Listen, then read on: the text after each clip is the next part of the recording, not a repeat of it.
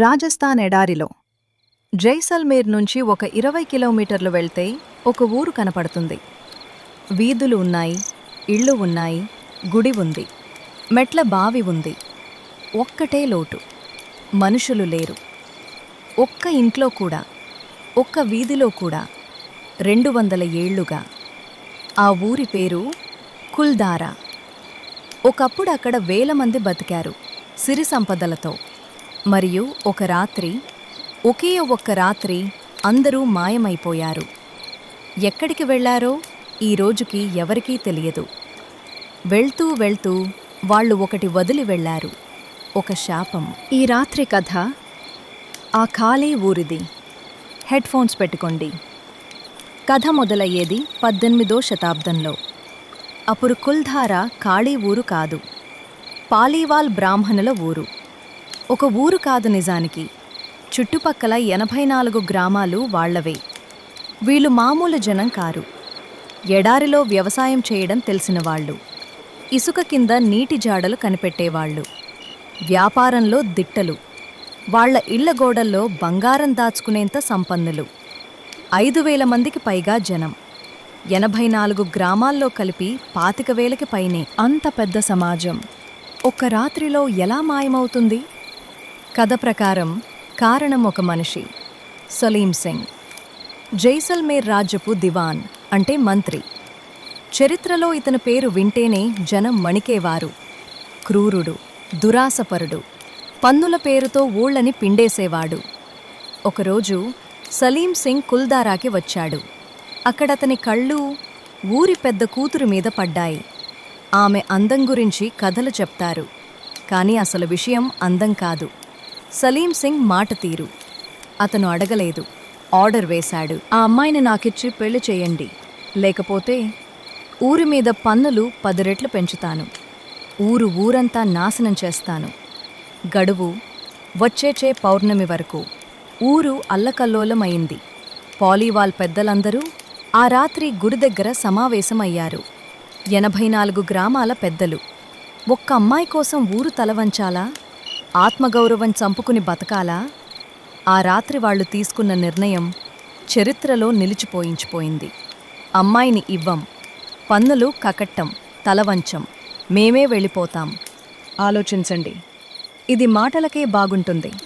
వేల కుటుంబాలు, తరతరాల ఇళ్ళు, పొలాలు, బావులు, గోడల్లో దాచిన సంపద, పుట్టి పెరిగిన నేల అన్నీ వదిలేసి ఒక్క రాత్రిలో మొత్తం సమాజం ఖాళీ.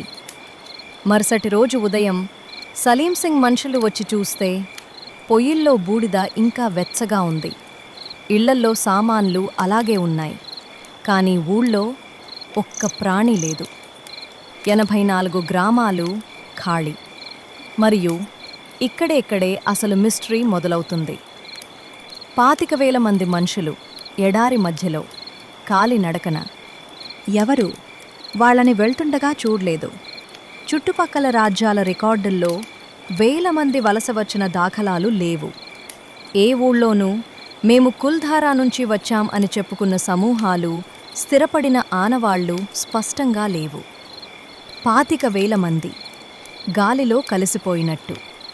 కొందరు చరిత్రకారులు అంటారు వాళ్ళు చిన్న చిన్న గుంపులుగా విడిపోయి వెళ్లారని, అందుకే జాడ దొరకదని. జోధ్పూర్ వైపు వెళ్లారని ఒక కథనం కావచ్చు, కానీ ఆధారాలు మాత్రం ఈ రోజుకి లేవు. మరియు వెళ్లే ముందు వాళ్ళు చివరి పని ఒకటి చేశారని చెప్తారు. ఊరి పొలిమేరలో నిలబడి వెనక్కి తిరిగి తమ ఊరిని చివరిసారి చూసి ఒక మాట అన్నారని. ఈ నేల మమ్మల్ని కాపాడలేకపోయింది, ఇక ఈ నేల మీద ఎవరూ నిలవలేరు. ఇక్కడ ఉండాలని చూసినవాడు నాశనమవుతాడు. శాపమో కాదో తెలియదు, కానీ ఒక విషయం మాత్రం నిజం. 200 ఏళ్లలో ఆ ఊళ్ళో ఎవరూ స్థిరపడలేకపోయారు. ఆలోచించండి, రాజస్థాన్లో భూమి విలువైనది. చుట్టుపక్కల ఊళ్ళు పెరిగాయి. జైసల్మేర్ టూరిజంతో కళకళలాడుతోంది. కానీ కుల్ధారా రెడీమేడ్ ఇళ్ళు, బావులు అన్నీ ఉన్న ఊరు ఖాళీగానే ఉంది. ప్రయత్నించిన వాళ్ళు లేరా? ఉన్నారు. అక్కడి గైడ్లు చెప్తారు, అప్పుడప్పుడు ఎవరైనా సాహసం చేసేవారని, రాత్రి అక్కడ ఉండాలని. ఎవరూ రెండో రాత్రి ఉండలేదు. చెప్పే అనుభవాలు అన్నిటిలో ఒకే ప్యాట్రన్. అర్ధరాత్రి దాటాక ఖాళీ వీధుల్లో అడుగుల శబ్దాలు, ఎవరో పిలిచినట్టు గొంతులు, ఇసుక మీద ఉదయానికి కనపడే గుర్తులు, మనుషులవి కావు. మరియు ఒక వింత అనుభవం చాలామంది చెప్తారు. భుజం మీద చెయ్యి పడినట్టు అనిపిస్తుందట. తిరిగి చూస్తే ఎవరూ ఉండరు. ఢిల్లీ నుంచి ఒక పారానార్మల్ టీం కూడా వచ్చిందొకసారి. రాత్రంతా ఊళ్ళో గడిపారు.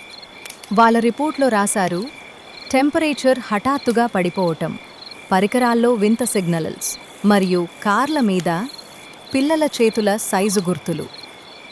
ఆ ఊళ్ళో చనిపోయిన పిల్లల సమాధులు కూడా ఉన్నాయి. వెళ్ళిపోయేటప్పుడు తీసుకెళ్లలేని జ్ఞాపకాలు.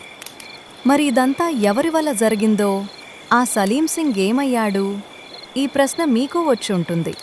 చరిత్ర చెప్తుంది, అతని అంతం కూడా మామూలుగా జరగలేదు. పాలివాళ్లు వెళ్ళిపోయాక అతని పతనం మొదలైంది. రాజ్యంలో అతని మీద శత్రువులు పెరిగారు. ప్రజల్లో ద్వేషం పెరిగింది. చివరికి అతని మరణం గురించి 2 కథనాలున్నాయి. ఒకటి విషప్రయోగం, సొంతవాళ్లే విషం పెట్టారని. రెండోది ఇంకా డార్క్, చనిపోయాక కూడా అతని పేరు చెప్తే జనం ఉమ్మేసేవారని.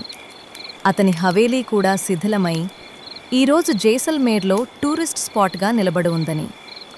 అహంకారంతో ఒక సమాజాన్ని తరిమేసినవాడు చివరికి తన పేరుని కూడా కాపాడుకోలేకపోయాడు. కుల్ధారా శాపం ఊరికి మాత్రమే కాదేమో, అతనికి కూడా తగిలింది. ఈరోజు కుల్ధారా ఒక టూరిస్ట్ ప్లేస్. ప్రభుత్వం టికెట్ పెట్టింది. పగలు జనం వస్తారు, ఫోటోలు తీసుకుంటారు. కానీ సాయంత్రం 5:30 అయ్యేసరికి గేట్లు మూసేస్తారు. అధికారిక కారణం సెక్యూరిటీ. కానీ అక్కడి గార్డులను అడిగితే నవ్వి ఊరుకుంటారు. కొందరు మాత్రం మెల్లగా చెప్తారు, చీకటి పడ్డాక ఆ ఊరు మాది కాదు సాబ్, అది వాళ్ల టైం. వెళ్ళిపోయిన వాళ్ళు రాత్రిపూట తిరిగొస్తారు. మీకేమనిపిస్తుంది? 25,000 మంది నిజంగా ఎక్కడికి వెళ్ళుంటారు? మరియు అసలు ప్రశ్న, ఆత్మగౌరవం కోసం ఊరు మొత్తం వదిలేసిన ఆ నిర్ణయం కరెక్టా? మీరైతే ఏం చేసేవారు? కామెంట్లో రాయండి. ఇది నిజంగా ఆలోచించాల్సిన ప్రశ్న. ఈ వీడియో మీ ఫ్రెండ్స్కి పంపండి. 200 ఏళ్ల ఈ నిజమైన కథ అందరూ వినాలి. నిద్రపోండి ప్రశాంతంగా. శుభరాత్రి.